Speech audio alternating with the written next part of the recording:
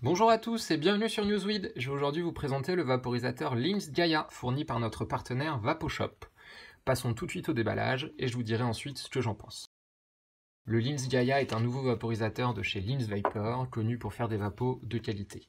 La particularité du Gaia est que c'est le premier vaporisateur à herbe séchée avec une chambre de chauffe en quartz. Le Lynx Gaia vient donc avec le vaporisateur, le manuel d'utilisation et des accessoires dans lesquels on va retrouver une grille de rechange,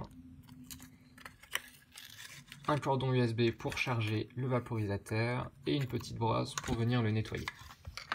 Du côté du vapo, on a une protection pour l'embout buccal qui est magnétique, l'embout buccal est en verre.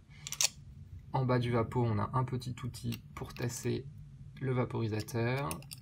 Et côté fonctionnel, on a un gros bouton pour allumer et éteindre le vapo, un écran OLED qui affichera la température et le niveau de batterie, et deux boutons pour contrôler la température.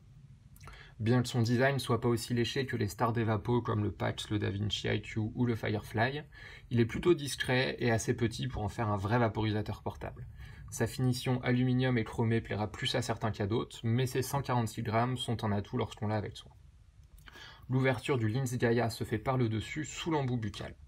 Il faut juste dévisser l'embout en verre pour faire apparaître la chambre de chauffe. On peut voir dans l'embout buccal la place de la grille de protection qui empêche les remontées de végétal lors des inhalations. Pour la changer, on a juste à visser et dévisser la petite bague pour changer la grille de protection.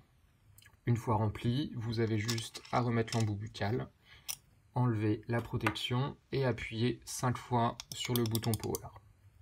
Vous pouvez alors choisir la température sélectionnée entre 93 et 220 degrés.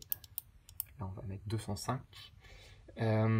Et maintenir ensuite le bouton Power pour lancer la chauffe. Lorsque la température sélectionnée est atteinte, vous pouvez vaporiser. On voit que pendant la chauffe, on a une petite flamme qui indique que c'est en cours. Que penser du Lynx Gaia ? On peut noter un choix de matériaux de qualité avec l'embout buccal en verre d'un côté et la chambre de chauffe en quartz. Et l'inhalation se fait vraiment sans résistance en délivrant une vapeur avec beaucoup d'arômes, qu'on prenne des petites ou des grandes inhalations. La chauffe en elle-même prend un petit peu de temps, ce qui permet aussi à la batterie de tenir plus longtemps que les vapos plus onéreux. Côté prix, à 169 €, il reste vraiment abordable pour un vapo de cette qualité et est idéal pour combiner à la fois puissance et discrétion. Pour les points négatifs, on retiendra surtout le design qui reste assez simple à nos yeux et la garantie qui n'est que d'1 an. Merci beaucoup de nous avoir suivis, on vous retrouve très vite pour un nouveau tuto. À bientôt!